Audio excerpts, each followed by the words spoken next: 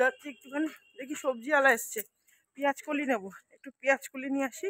পুঁটি মাছটা বহু বলছিল একটু পেঁয়াজ কলি হলে ভালো হতো, তো একটু পেঁয়াজ কলি কাঁচা টমেটো দিয়ে রান্না করে দেবো। তো দেখি পেঁয়াজ কলি আছে বললো, একটুখানি পেঁয়াজ কলি নিই। কেন অনেক কিছুই আছে, শিমগুলো বেশ বড় বড়। পেঁয়াজ কলি কত করে গো? কেন 10 টাকা শোনা? 100 দাও, যা দাম। 200 দিয়ে দেই। না না 100ই দাও, একটু মাছের ঝোলে দেবো শুধু। মটরশুঁটি কত করে দিচ্ছ গো ভাই? মটরশুঁটি দিতে আজ 535 70 টাকা করে। 70 টাকা বাজার। ওই হলো বাজার, এই যে হঠাৎ হয়েছে 1টা 2টো 3টে 4টে 5টা পেঁয়াজ কলি আর ধনে পাতা, সকাল সকাল বাজার করেছি। চলো ঘরে যাই, চা খাবো। আমাদের পাড়ায় আসলে অনেকেই না বুঝতে পারে না যে আমি ক্যামেরা অন করে কি বকবক করি, তাই জন্য এই জায়গাটা একটুখানি ভয়েস দিয়ে আপনাদের সাথে কথা বললাম। আজকে গাছের ফোটা একটা সুন্দর ফুল, এই যে ছোট্ট হয়েছে ফুলটা, কিন্তু এই যে হলুদ গাছেই এখন এই কালারের ফুলটা হবে, এটাই সব থেকে ভেবে ভালো লাগে আমাদের। Good morning friends, welcome back to my channel. আশা করি সবাই খুব ভালো আছে, সুস্থ আছেন, আমরা খুব ভালো আছি সুস্থ। আমার চ্যানেলে যারা নতুন বন্ধু পুরনো বন্ধু তাদেরকে অনেক অনেক স্বাগত আমার চ্যানেলে। আজ হচ্ছে মঙ্গলবার, ঘড়ির কাটায় এখন বাজে 9টা। এখন থেকে আমি আমার ব্লগটা স্টার্ট করছি, আশা করি আমার ব্লগটা আপনাদের খুব ভালো লাগবে। তো এখন খাবো চা, প্রভু চা বানিয়েছে নিয়ে আসছে ঘরে, আর ওই তো পেঁয়াজ কুলিয়ে ধনে পাতা কিনে নিয়ে চলে এলাম। রান্না বান্না কি করব না করব সবই মানে মাথায় ডিসাইড করে রাখা রয়েছে, শুধু যাব আর রান্না করবো। আজকে করবো পুঁটি মাছ, পেঁয়াজ কলি আলু কাঁচা টমেটো সব দিয়ে একটা চচ্চড়ি মতন, আর হচ্ছে তোমার খয়রা মাছ বেগুন আলু দিয়ে, এই বেগুন দিয়ে ঝোল, হ্যাঁ বেগুন কালো জিরে দিয়ে ঝোল। তো এই হচ্ছে আজকে রান্না বান্না, সব কিছুই ঠিক আছে, কিন্তু আমার ছেলের আজকে একটু হয়ে যাবে সমস্যা খাওয়া দাওয়ায়, কারণ এগুলোর কোনোটাই হয়তো আমার ছেলে সেরকমভাবে তৃপ্তি করে খাবে না। তো দেখা যাক, ওকে একটা ডিম ভেজে দিলে হয়ে যাবে, ওকে একটা ডিম ভেজে দেবো, আর ওই খয়রা মাছের ঝোল দিয়ে ও ভাত খেয়ে নিতে পারবে। তো চলুন পুরো ভিডিওটা স্কিপ না করে দেখার অনুরোধ রইলো, সাথে থাকুন পাশে থাকুন, আশা করি ভিডিওটা ভালো লাগবে। তিন থেকে স্টার্ট করি। আজকে এই যে খয়রা মাছ 5 পিস নিয়ে আসা হয়েছিল, যে ওটাকেই ভাবছি আজকে বধ করে শেষ করে নিই। কাটাপোনা মাছ আছে, কিন্তু কাটাপোনা মাছ করব না আজকে, এটা না খেয়ে নিলে না এটা থেকে যাবে, তো ওই জন্য এটাকে রান্না করা। ওই যে পুঁটি মাছ রয়েছে, পুঁটি মাছটা একটু বাটি চচ্চড়ি মতন করার ইচ্ছা আছে আপাতত, দেখা যাক। পেঁয়াজ কলি কাঁচা টমেটো ধনে পাতা সব দিয়ে মেখে মুখে একেবারে চাপিয়ে দেওয়ার, আগে মাছের ঝোলটা করে নিই, তারপর চুনো মাছটা বসাবো। এই যে 5 পিসই আছে, আমি হয়তো 1 পিস খাবো, বাবান তো খেতে পারবে না, কাটা ভর্তি, আর ছাড়িয়েও খাওয়া যায় না, এতটাই কাটা। ইলিশ মাছ খেতেই কষ্ট, আর এই মাছে তো আরোই কষ্ট। এটা মনে হয় পিস করলে ভালো হতো, হ্যাঁ কড়াইতে দিতে অসুবিধা হবে। বড়টাই যখন বাবানকে যদি খাওয়ানো, কাটা ভর্তি, খাবার না তোমার ছেলে, ইলিশ মাছের মতো স্বাদ এমনি খাবে। এটা তো পেট ফেট আমি কিছু করিনি, জানি না তিতো হবে নাকি, পুঁটি মাছে না খুব তিতো হয়ে যায়, এই জন্য আমি পুঁটি মাছ আরও আনি, একটু বড় বড় পুঁটি হলে তবু আলাদা কথা। চলুন মাছগুলো ভাজার পালা করি।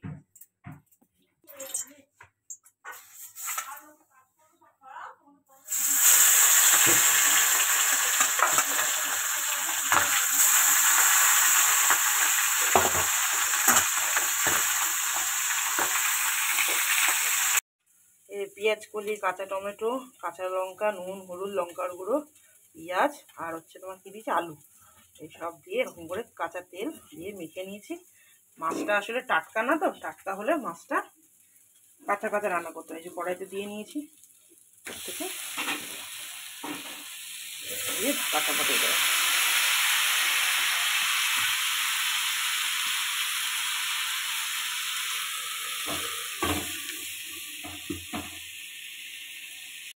এই দেখুন এরকম ভাজা ভাজা হয়েছে, এবার একটুখানি করে ভাজা ভাজা হবে, আর কড়াই ধরে ধরে একদম ঝাঁকিয়ে ঝাঁকিয়ে উল্টে পাল্টে দিয়ে দিয়ে রান্না করতে হবে। এতে বেশ ভালোই লাগে, কিন্তু পুঁটি মাছ তো একটু কিটকুটে হওয়ার সম্ভাবনা রয়েছে। এটা যদি ওই বড় বড় মোড়লাগুলো হয়, গাং মোড়লা বা এমনি মোড়লা হতো, তাহলে আরও ভালো লাগবে খেতে। যাই হোক, প্রভু খেতে চেয়েছে, প্রভুর মতো করে বানিয়ে দিলাম। আর এই কড়াইটা না প্রচণ্ড পরিমাণে পুড়ে যায়, এই কড়াইটাতে গতকালকে লুচি ভেজেছি, যেহেতু কড়াইটার এই দশা হয়েছে। তাহলে এই কড়াইটাতে একেবারে রান্নাবান্না করে নিই। এই মাছের ঝোলটা এখনও চাপাতে পারিনি, এটা করে নিলাম, এবার ওই মাছের ঝোলটা করব। তো এবারে তুমি সর্ষের গুঁড়োটা ভিজিয়ে রাখি গরম জলে, এবার উপর থেকে এটা দিয়ে দিলাম। কতটা সর্ষে দিয়ে খোসলা খোসলা না কি খোসা কি বললাম নিজেই জানি না, যাই হোক। এবারে মাছের ঝোলটা নামানোর সময় ধনে পাতা কাঁচা তেল দিয়ে নামিয়ে নেবো ইলিশ মাছের ঝোল গোটা গোটা।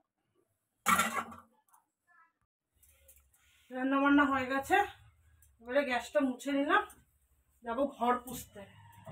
ঘরটা পুছে দিলে কাজ শেষ। ও কাজ শেষ কি, বাসন আছে, বাসন মাজতে হবে, কলতলায় বাসন রেখে এসেছি। গ্যাসটা মুছে নিই।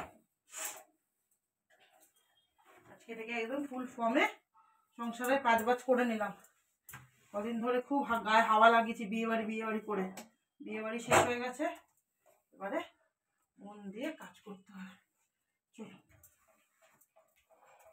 আমরা যে কাজটা করে অভ্যস্ত সেই কাজটার থেকে যদি ছুটি করতে থাকি, সেই ছুটিটা কিন্তু 1 থেকে 2 দিন, তার বেশি হলে 3 দিন। এর থেকে যদি বেশি হয় তখন কিন্তু ওই কাজের জন্য মনটা আমাদের ছটফট করতেই থাকে। যেরকম আমাদের সংসারের কাজ, আমরা যেহেতু প্রত্যেক দিন সংসারের কাজ করে থাকি, তো সেই সংসার থেকে মাঝে মাঝে মনে হয় দূর আর ভালো লাগছে না। কিন্তু দেখবেন 2 দিনের পরে দেখবেন মনে হয় না ইস কাজ নেই, গাটা যেন কেমন একটা হচ্ছে, মনটা যেন কেমন একটা হচ্ছে, কী কাজ করা যায়, কোথা থেকে কাজ বার করা যায়। ঠিক আমারও কিন্তু সেরকমই হয়। এই যে বিছানা চাদরটা 3 দিনের মাথায় বিছানা চাদরটা তুলে ফেলেছিলাম গতকালকে। তুলে রাতের বেলা ভিজিয়ে রেখেছিলাম, সকালে উঠে কেচে দিলাম।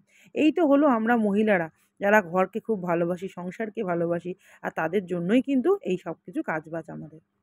তো ফাইনালি এখন ঘড়ির কাঁটায় বাজে 11টা 10। সব কাজ কমপ্লিট করতে পেরেছি, সব কাজ মানে সব কাজ, গ্যাস পোছা থেকে একেবারে বাসন মেজে জামা কাপড় কেচে সব কাজ কমপ্লিট করে চলে এসেছি। এখন নিজের জন্য গ্যাসে বসিয়েছি চা, আর এই জামা কাপড়গুলো ভালো জামা কাপড় যেগুলো পরে আমরা ঘুরতে গেছিলাম, এগুলো সুন্দর করে ভাঁজ করে এগুলো জায়গায় চালান করবো।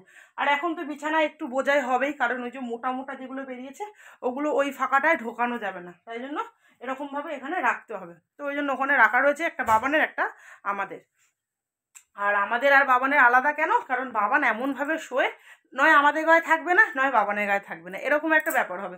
ওই জন্য ওকে এমন একটা পরিমাণে দেওয়া হয়েছে যেটা ওর গায়ে থাকে আর এটা আমাদের গায়ে থাকবে। ছোট্টবেলা থেকে বাবানের সব কিছু আমি আলাদা আলাদা করে ওকে রাখার চেষ্টা করি, মানে ওর জিনিসপত্র সব আমাদের ঘরে, ইভেন গামছা থেকে শুরু করে সবই সবার আলাদা আলাদা। যাই হোক চলুন এবারে চা নিয়ে এসে বসবো, চা খাবো।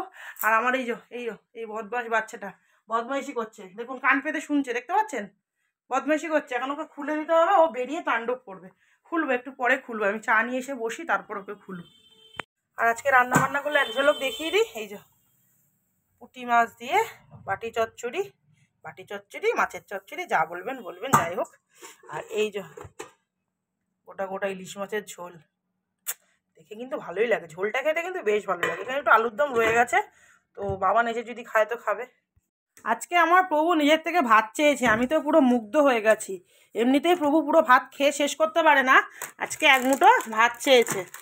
খুব ভালো হয়েছে ইলিশ মাছের ঝোলটা, সেই জন্যই ভাতটা চেয়ে খেয়েছে। এই তো হলো ব্যাপার, আমার প্রভু এইসব মাছ খেতে খুব ভালোবাসে, ফ্যাসা মাছ, খয়রা মাছ, এমনিতেই প্রভু মাছ খেতে খুবই ভালোবাসে, সব রকম মাছ সে যাই দিন, কই মাগুর শিঙি মাছ খেতে খুবই ভালোবাসে। আর এইসব মাছ হলে তো কোনো কথাই নেই। আর এই যে ভিখারিটাকে দেখুন বার করে দিয়েছি, ও দাদাভাই ওখানে পেয়ারাটা দিয়েছে, এখন পেয়ারাটা খাচ্ছে, ওই দেখুন হাতে ধরে পেয়ারা খাচ্ছে, দেখেছেন। যাক আজকে একজনের তৃপ্তি করে খাওয়া হয়েছে, আর একজনের আজকে খাওয়ার অসুবিধা হবে, এইটাই হলো আমার ঘরের সমস্যা। ঘরে যদি আমি ভেন্ডির তরকারি করি আমার প্রভু ভালোবেসে খাবে, আমার ছেলে মুখ ভ্যাচকাবে, আবার যদি ভেন্ডি ভাজা করি আমার ছেলে ভালোবেসে খাবে, আমার প্রভু মুখ ভ্যাচকাবে। আমার ঘরে হলে এই হচ্ছে সমস্যা, এ যেটা ভালোবাসে ও তার ঠিক অপোজিট ভালোবাসে। একমাত্র ওই ইলিশ মাছ যেটাতে গিয়ে ছেলে আর বাবা দুজনেই ঠিকঠাকভাবে সম্মতি দেয়, বুঝতে পারলেন। এই হলো কথা। যদিও আমিও ফ্যাসা মাছ খেতে পারি না কাটার জন্য, কিন্তু ঝোল আলু দিয়ে খেয়ে নেবো। আর খেয়ে নিয়ে এখন তো সবই অভ্যাস হয়ে গেছে, 12 বছর সংসার করছি, 12 বছরে সব কিছুই খাওয়া শিখে গেছি। যত ফ্যাচাং বলে না, বাপের বাড়িতে যত ফ্যাচাং থেকে শ্বশুরবাড়ি এসে ওই লোহা খায় না শক্তে আর গু খায় না গন্ধে, সেই হয়েছে আমার দশা, সবই আমি খেয়ে নিই। যাই হোক চলুন দুধ বসিয়েছি গ্যাসে, ঘড়ির কাঁটায় বাজে একদম ডট 1:30 বাজে এখন। এত কিছু রান্না করার পরে আমার ছেলে এখন বলছে তার মুখের ওপরে ফেটে গেছে, জ্বালা করছে, সে এখন ঝোল জাতীয় কিছু খেতে পারছে না। আমি আগে যদি জানতাম, না ভাতে একটা আলু সিদ্ধ দিতাম, একটু ডাল করতাম, আমি জানি না, আমি ঝোল ঠোল রান্না করেছি। এখন বলছে যে আমার মুখের ওপরটা মা এতটাই মানে জ্বালা করছে, আমি খেতে পারবো না। আপনাদের সাথে কথা বলতে বলতে আমি ভুলেই গেছি, গ্যাসের মধ্যে বসিয়ে এসেছিলাম ডিমের পোচ, গ্যাসটা বাড়িয়ে দিয়ে এসেছিলাম, ওই জন্য তাড়াহুড়ো করে গিয়ে গ্যাসটা বন্ধ করে দিয়ে আসলাম। এখন ভাজবো আলু, তো ও বললো মা আমার ভাতটা শুধু মেখে দিয়ে শুধু ডিমের অমলেট, শুধু শুধু একটা ছেলেকে আমি ভাত দিতে পারি খেতে? ওই জন্য আবার দুটো আলু পেঁয়াজ একটুখানি ভাজা করে দিই, আলু ভাজা দিয়ে ভালো করে ভাতটা মেখে দেবো, দিয়ে ডিমের অমলেট দিয়ে ও ভাতটা খেতে পারবে। এই হলো ব্যাপার, ওই জন্য এখন আলু ভাজা বসিয়েছি। আমার পেটে প্রচণ্ড পরিমাণে খিদে, আজকে ওইটুকুনি পাউরুটিতে আমার পেট ভরেনি, আর কালকে রাতের বেলা আমি দুটো মাত্র লুচি খেয়েছি। আমার ওই জন্য প্রচণ্ড খিদে পাচ্ছে, ভাবলাম তাড়াতাড়ি খেতে বসবো, কিন্তু তার আর উপায় কোথায়, এত কিছু রান্না করে এখন আমাকে আবার রান্নাঘরে রান্না করতে হচ্ছে। এই পোচটা একটু কড়া হয়ে গেছে, আলুটা ভেজে দিই, ওর মতোই করেছি একদম অল্প করে।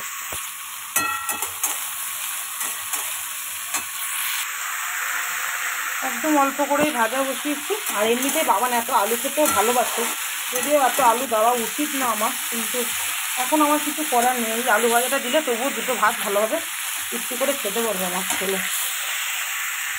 এই যে বুড়ো ছেলের ভাত মেখে দিয়েছি, আলু ভাজা দিয়ে ভাত মেখে দিয়েছি, আর একটু বাসা আলু ভাজা দিয়ে দিয়েছি, এবার এটাই ও খাবে। হ্যাঁ, আমাদের তো জানেন এই যে মাছের ঝোল আমি একটু গরম করে নিলাম, ঠান্ডা হয়ে গেছে তো। আর এখানে একটুখানি চচ্চড়ি, যেটা ওই যে পুঁটি মাছ দিয়ে করেছি, আর একটুখানি আলু ভাজা নিয়েছি সামান্য, তো এই যে, আর লঙ্কা নিয়ে নিয়েছি বেশ কটা। গুড ইভিনিং, শুভ সন্ধ্যা। সন্ধ্যাবেলা আবার চলে এসেছি আপনাদের সামনে আড্ডা দিয়েছি। আজকে দুপুরবেলা আমি একটুকুও ঘুমাতে পারিনি, যতবার ঘুমানোর চেষ্টা করছি, কেন কি জানে ঘুমই আসছে না। তার মধ্যে বাবান যা নাক ডাকছে, সে আর বলার কথা নয়, নিজের ছেলের কথা আর কি বলবো, একটুকু ঘুমাতে পারিনি। আর শীতকালের ঘুম দেখবেন সচরাচর লাগে না, লাগলে যদি একবার ছেড়ে যায় আর সচরাচর আসতে যায় না। এই হলো শীতকালের ঘুমের সমস্যা। তো আমি যেহেতু ঘুমটা আমার হয়নি, আমি উঠে আজকে কি কি কাজ করেছি চলুন দেখাই। আপনারাও কিন্তু চাইলে এরকমভাবে সব কিছু কেটে কুটে গুছিয়ে স্টোর করে রেখে দিতে পারবেন। তাতে কি বলুন তো, আপনাদের রান্না বান্না করতে সুবিধা হবে, যখন যেটা মনে হবে ফ্রিজ থেকে বার করে রান্না করতে পারবেন। এই একটা কিন্তু বড় সুবিধা হবে, এটা আমি আগে অনেক ফলো করতাম, ইদানিং মানে কাজের চাপে সব কিছু চাপে করে উঠতে পারি না। তো আজকে যেহেতু সময় পেয়েছি, আজকে আমি এই কাজগুলো করে রেখেছি। চলুন ব্যাক ক্যামেরা করে দেখাই আমি আজকে কি করে রেখেছি। আমার প্রথমে বলে দিই, এখানে বিট, গাজর, আলু, মটরশুঁটি, পেঁয়াজ কেটে রেখেছি। এটা যদিও রাতের রান্নার জন্য, রাতে এটা ভাজা হবে, দেন এর সাথে হবে রুটি। তো এটা হলো রাতের, তো এটার দিকে আর যাচ্ছি না, এটা দেখিয়ে দিলাম। আর এই দেখুন বিনস, গাজর, মটরশুঁটি কেটে রেখেছি। এটাকে জাস্ট আপনি বন্ধ করে রেখে দেবেন ফ্রিজে, কোনো ঝামেলা নেই। এখানে হবে কুদরি, যখন হবে তখন হবে, কুদরিগুলো কেমন পেকে যাচ্ছে, তো আমি কি করলাম ওই জন্য কেটে কুচিয়ে রাখলাম, তাহলে রান্নার এনার্জিটা পাবো। আর না হলে ওই বার করে কাটোরে করলে রান্নার এনার্জি পাবো না। এখানে আছে বেশ কিছু কাঁচা টমেটো, যেটাকেও আমি এরকম করে কেটে রেখে দিয়েছি। আর এখানে আছে পেঁয়াজ, এই যে কুচিয়ে রেখে দিয়েছি। পেঁয়াজ তো নিত্যদিনের প্রত্যেক দিনই মানে রান্নাবান্নায় লাগে, তো এখানে পেঁয়াজটা কুচি যায়, আগামীকাল যা রান্নাবান্না করবো তাতে আমার বেশ কিছুটাই পেঁয়াজ লাগবে, তো সেই জন্য বেশি করে এই যে পেঁয়াজ স্টোর করে রেখে দিয়েছি কেটে। তো এই হলো ব্যাপার, এগুলো করে রাখলে আরও জেনে কিছু কিছু সবজিপাতি আছে যেগুলো কেটে ছেটে গুছিয়ে রাখলে আপনার রান্নাবান্নায় অনেকটাই সুবিধা হবে। তো আশা করি আমি কিছুটা হলেও আপনাদের একটুখানি হেল্প করতে পারলাম। তো বিশেষ করে এই জিনিসটা শীতকালে এগুলো কেটে রাখতেই পারি আমরা, কারণ চাউমিন হোক, ম্যাগি হোক, পাস্তা হোক, হ্যাঁ বাচ্চা কাচ্চাদের কোনো কিছু খাবার ইচ্ছা হলে একটুখানি দু চারটে ছড়িয়ে দেবেন, ব্যাস কোনো ব্যাপার হবে না, একদম খাওয়া পুরো দুর্দান্ত হবে। তো চলুন এগুলো সব গুছিয়ে রাখি, জায়গায় গুছিয়ে ফেলি। আর এমনিতে তো বাদবাকি আমি অনেক কিছুই কেটে কুটে গুছিয়ে রাখি, সে তো আপনারা জানেনই। আর এই দেখুন এই খেজুরটা খাবার লোক নেই, খাওয়াই হচ্ছে না, এই খেজুরটা হাতের সামনে রাখি তাহলে যদি খাওয়া হয়। তো সন্ধ্যাবেলা টিফিন আজকে মোগলাই চলে এসেছে বাবানের জন্য, তো বাবান এখন মোগলাই খাবে। তো চলুন আমি আমার জন্য চা বসিয়ে নিই। একটা ভিখারি দেখুন খিদে পেয়েছে, মা মা করে পাগল করে দিচ্ছে, লোকের সামনে মা বলতে কষ্ট, এবার টেনে নিয়ে যাবে। হ্যাঁ খুব খিদে পেয়েছে, ওই জন্য নিয়ে চলে গেল হাতের থেকে, দেখেছেন দেখুন। এবার খিদে পেয়েছে হাতে করে ধরবে, ধরে নিয়ে খাবে, দেখুন খিদে পেলে তখন মা মা মা মা। আজকে চায়ের সাথে টাটা একটু অন্যরকম, আজকে একটুখানি দোকান থেকে চিড়ে ভাজা কিনে নিয়ে এসেছি, অনেকদিন পরে লেমন চিড়েটা নিয়ে এসেছি। তো এইটুকুনি চিড়ে ভাজা হয়েছে, 10 টাকার চিড়ে ভাজা দেখুন। যাই হোক এটা আমাদের গুড় দিয়ে নিয়েছি, চা দেবো, চলুন চাটা ঢেলে এটাই আজকে টিফিন করব। বলো বলো কিছু একটা বলো। তো বন্ধুরা এই দেখুন আমাদের বাড়িতে একটা কুকুর এসে, না আমাদের কুকুর না, লোক দিয়ে গেছে, দেখুন কত সুন্দর পুচকো ছোট। এই দেখাও দেখাও, তোমার মুখ দেখাও,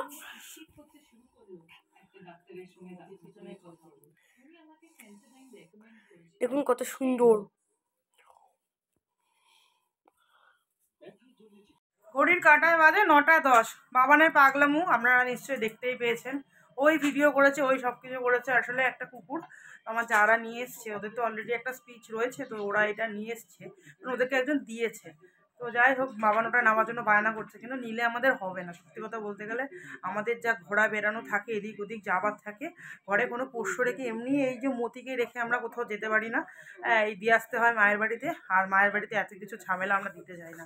ওই জন্য একটা ঘর সব থেকে বড় কথা, এই জন্য নিতে চাইছে না। বাবান বলছে ঠিক কথায়, কিন্তু ও কামড়ে কামড়ে খাচ্ছে বিস্কুট।